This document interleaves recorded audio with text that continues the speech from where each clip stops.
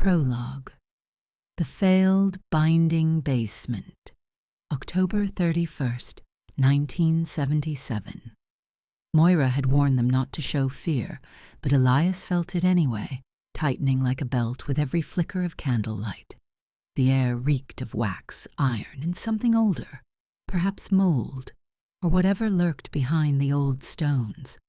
5 of them stood in the circle, hooded in gray, hands extended, fingers trembling as they struggled to remain steady. Only Moira stood still in the center, her hands unwavering while the others faltered. Her mouth moved in a language Elias didn't recognize. Her voice was low and steady.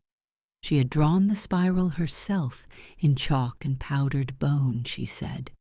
It still glowed faintly where the lines met. "This isn't a summoning," she had told them. "It's a binding. We are the seal." Elias wasn't supposed to be here. 16 was too young, and Moira had argued against his inclusion. But the others had insisted.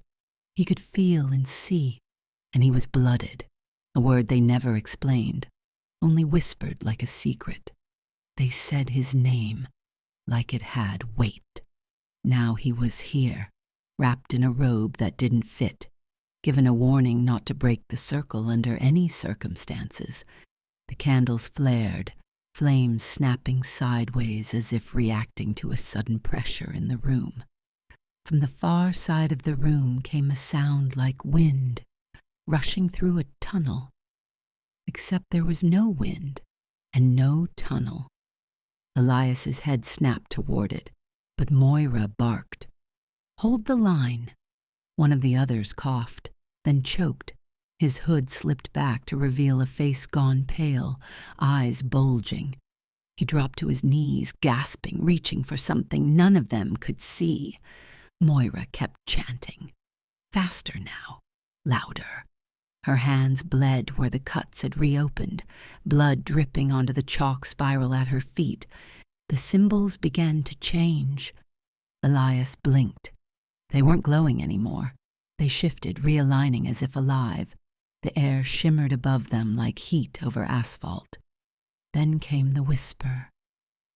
Ikarath, not said aloud but inside his skull, spoken through his bones, and with it, the spiral pulsed once, like something buried had heard its name.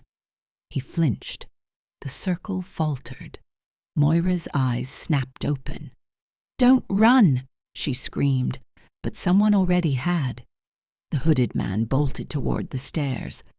That was the second mistake. The spiral lit up in white fire. The chalk erupted off the floor, hovering inches in the air, spinning. Moira turned to Elias, blood on her teeth now. "If it breaks, you run. Do you understand me?"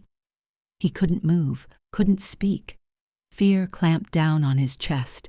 Her eyes, sharp and furious, locked on his until he nodded.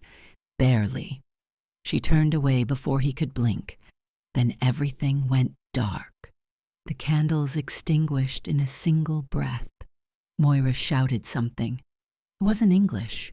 It wasn't Latin. The spiral collapsed inward like a trap snapping shut, and shadows surged up from it. The man who had run didn't scream.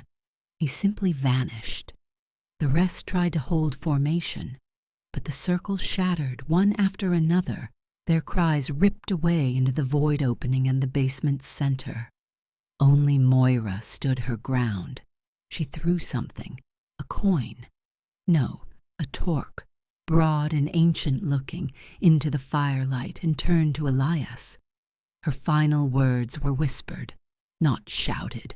"Run, Elias. You have to carry the memory." He ran. The stairs groaned as the house shook, plaster raining from the ceiling. He didn't look back. As he burst through the basement door, the last thing he heard was not a scream, but a breath. One enormous inhale, as if the house itself had taken something in. Outside, the night was still, cold. Elias collapsed in the yard, coughing, staring at the house. He waited for fire, for someone to follow. but the windows stayed dark.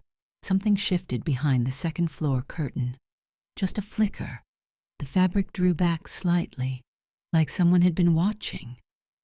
Elias blinked. The curtain settled. Nothing followed. The basement had gone quiet. Something old had woken, and it hadn't gone back to sleep.